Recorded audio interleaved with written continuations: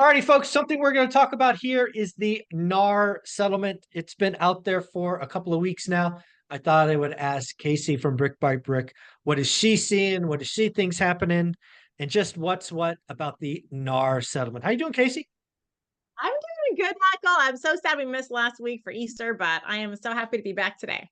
Yeah, you had time with the kids and family. It was awesome. I think you went to the zoo, right? We did. We went to the zoo, and right before my membership ended, so I'm like, "This is our last chance to go, guys." We got We're going. yeah. There you go. Well, the NAR settlement came out. There is some talk about the DOJ maybe reopening it, so we'll put that aside for a moment.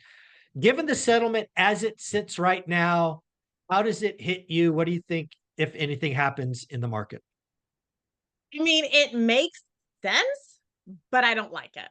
You know, I All don't right. like a lot of change. I think it's going to put a big damper on buyers. I think most people don't watch the news. Let's say this goes through. Most people don't watch the news. They don't know what's going on. And if they decide after July they're going to go out and buy a property, they're going to be shocked to find out that they have to pay their own realtor or at least agree to pay them up front, whether or not they can get the commissions paid for by the seller. Maybe they can, maybe they can't, but I think that they're going to have to agree, like sign a buyer broker agreement in writing Mhm. with their own buyer's agent before they do showings. They're going to have to agree to a fee up front, whether or not whatever house they decide to buy, seller is going to pay for that or not. The buyer is still liable to pay for it. So I think they're going to be like, what? I think that's going to freak some people out. Yeah, I think the home buying process, again, assuming this goes through as articulated, has changed forever. And Yes. I think it's gonna, I do think, I mean, that's what the whole case was about the sellers. So the resolution gives some sellers some goodies, but all the pain goes on the buyers. And to your point, if you're going out there and you're trying to buy your first home, after July, it's it's going to be a different world, right? You're going to get this kind of buyer agreement that comes to you and it's going to list out all these fees. What are you going to do? I think a lot of the buyers, so I mean, it's been forever buyers don't pay commission. Forever buyers don't pay commission. And when people come in, especially first-time home buyers or really anyone, most people don't put 20% down on homes anyways. A lot of times for owner occupied, they'll put, the minimum they can because not everybody is rolling in dough. And if they are making a lot of money, we all know this is a consumer country and people spend what they have. Few people actually save. There's some, I forget the statistic, but it's a massive percentage of the population lives paycheck to paycheck, no matter how much money they make. So Yeah. even millionaires that are raking in the dough are still living paycheck to paycheck and still probably don't put down tons of money on their homes. So they're already wanting to buy the best property that they can buy, right? Based upon what they qualify for. And that's based upon how much money they can put down. So now adding on top of that, you have to pay commission. I don't really think, I'm not sure, but I can't imagine listing agents and buyer's agents, they're going to lower their commissions because of all this. I think that's going to be too hard of a pill for them to swallow, at least right away. I think they're still going to try and get what they used to get, which was anywhere from 2 to 3% per side. Mhm. And I think that adding 3% to $1 million house that the buyer has to pay is an awful lot of money for the buyer to come up with two to pay. And I think, unfortunately, people are talking about like price fixing the properties and housing prices are going to go down because the sellers only have to pay for half the commission. It's like, well, no, that's not the case at all because when properties are appraised, the appraiser doesn't go, well, how much was the commission? Because I mean, that's the dumbest false news, like fake, info that's out there right now. I mean, yes, it's the buyer ultimately yes, the money comes from the buyer, but the sales price has nothing to do with the commission. But now, if this goes through, I kind of think it will. I think it will now because let's say I'm a buyer and okay, I signed my agreement with my real estate agent and I'm promising to give them the 3% whatever that they're going to ask for. But let's say house A is offering to pay the buyer's agent and house B is not. I might be more drawn to go with the other house because it's going to be cheaper for me. So now the price does have the price of the property does have something to do with commission, whereas it absolutely didn't before because it was pretty much all the same. Yeah, when I think about the buyers, and I really lean towards the first time home buyers, the world's changed. I actually, my biggest fear, historically speaking, it just is what it is. Buyers don't read the contracts.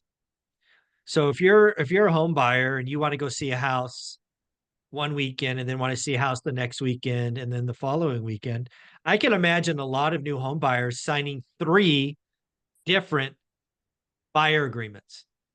And if they just sign them without reading, they could potentially, I mean, there's a way that you could be end up buying a house and owe three people commission. Oh yeah. Especially if Possible. you're not careful, because I was an agent back in the day for like 7 years. And I remember it was always tricky. Like, well, where'd you get the lead from? I remember it's in the National Association of Realtors, in the Code of Ethics and all that. Is whoever brings the lead is the one that gets the sale.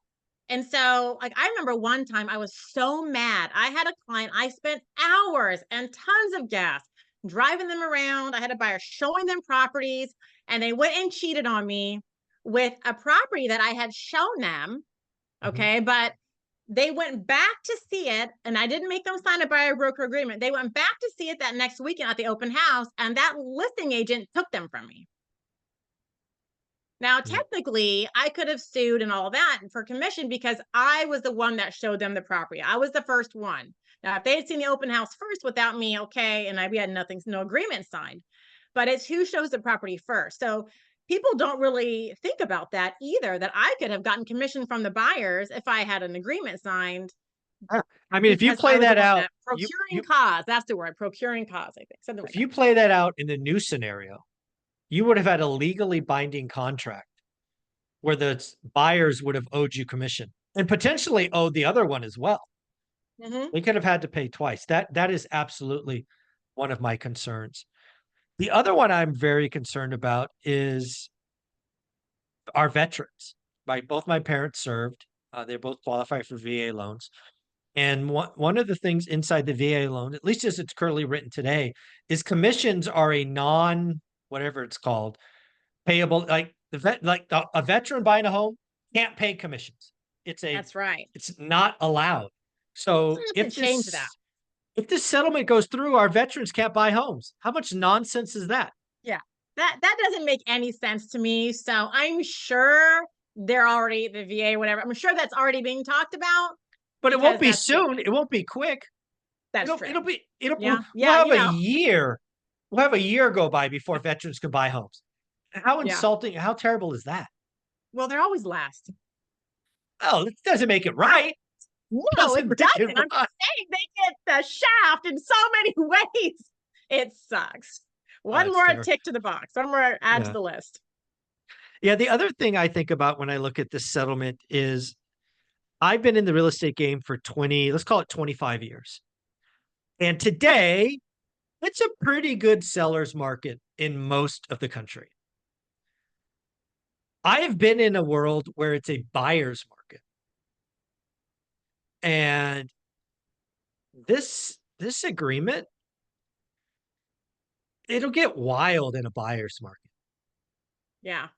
It'll shock people in a buyer's market what happens here. Because again, in a buyer's market, just in case you know what I'm talking about, you have 5 million active listings and a million Mhm. buyers, as opposed to 3 million buyers and 500,000 listings, right? It's a And complete buyers have their reverse. pick of the litter. They can pick any house that they want. I mean, pretty much, because all the sellers like, please buy Yeah, mine.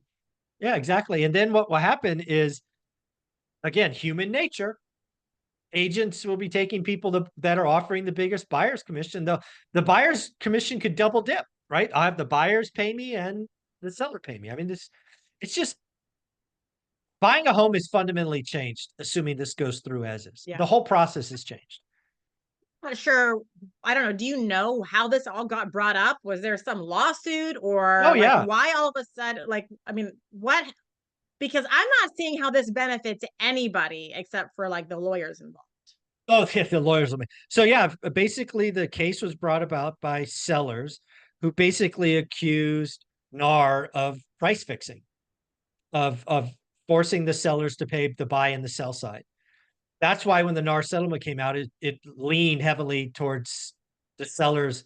The sellers, in my opinion, came out good Yeah. in this. And it feels good in a seller's market, right? Because again, to your point, in a seller's market, prices aren't going to adjust down because of this. The sellers will just walk away with 1 or 2% more net. But if we flip to a buyer's market where sellers are competing to get those qualified buyers, that'll be very different. We could see buyer agents making 4 or 5%. Yeah. Well, It'll what do be you wild. think, Michael, about what do you think about how much real estate agents get paid anyway, as it is 3% of a price? Like, what's your opinion on that? So my opinion on that is I think the result of this settlement is we're going to have two very different services. I believe commission-based salespeople should be paid. I believe your service should be commensurate with your commission. I believe the last 3 or 4 years, there have been plenty of part-time, horrible Instagram agents who didn't provide a service but got paid. Mhm. They're going to go away. I think very quickly in a 12 to 18 month period, there will be, I strongly believe Zillow, Redfin, there'll be a new service. They're going to create a buyer agreement for 1%. They're going to do that low cost service. Let me help you with the contract. You don't know what the contract says. Let me coordinate inspections. That's worth 1%. That's coming. Then there will be the high end concierge, take care of everything, handhold you, high end, blah, blah, blah. Full boat 3%. There'll Yeah. be nothing in the middle. That's Kind what of I think is like coming to buyers. when I lived in California, there was a company called Help You Sell. Yep. And it was for I don't know if you remember Help You Sell is Fixed where you cost. were. Yep. Yeah, Yep. but it was like 1% of the purchase price, and basically it was for sellers. They would do nothing but pretty much put it on the MLS, and you Yep. would do your own open houses and all of that. So now it's Yep. kind of like the Help You Sell for buyers. Exactly. That's coming. Yeah. And again, yeah, the other thing that I think is coming is buyer's agents. I actually think so. The other thing I think will happen is we're going to lose at least 30% of licensed agents. They're going to disappear. It's too hard. It's too hard. It's too hard. Not enough money. They're going to go Yep. like they're going to go away. And the other thing that just hit me is becoming a brand new agent is going to be wildly difficult.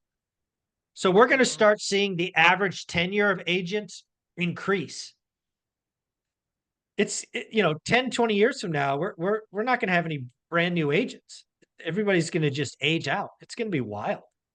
I think most things will start going online. I don't know. I don't think agents are as needed as, everybody says. But I mean, I get it for the new people that don't understand anything. Yes. But I mean, I was a real estate agent, and I mean, with some knowledge, I think a lot of people could do it by themselves, especially with like a 1% broker or a flat fee or someone to Yeah, help you that's coming. understand the contracts. And as long Yep. as you're okay with dealing with, doing negotiations yourself and stuff like that. One thing I'm concerned about is they are the buyer's agents, the ones probably you say are going to leave, you know, there is a lot of running around being a buyer's agent, a lot of driving around, a lot of work to be done before you get paid. You may or may not get paid. So I wonder, are agents going to require buyers to, and the new law may say that buyers have to sign a paper up front, Oh, by absolutely. You front. can't get, yeah, But you what's have, going to be what's going to be in that? Is it going to be like, here's a list of my fees. If you want me to show you 8 houses, it's going to be this much money. If you want me to show you, it's going yep, to be kind of pieced out, and, I think so. maybe small fees for different things. Like, hey, if you're going to want me to show you 40 houses, or there's a max.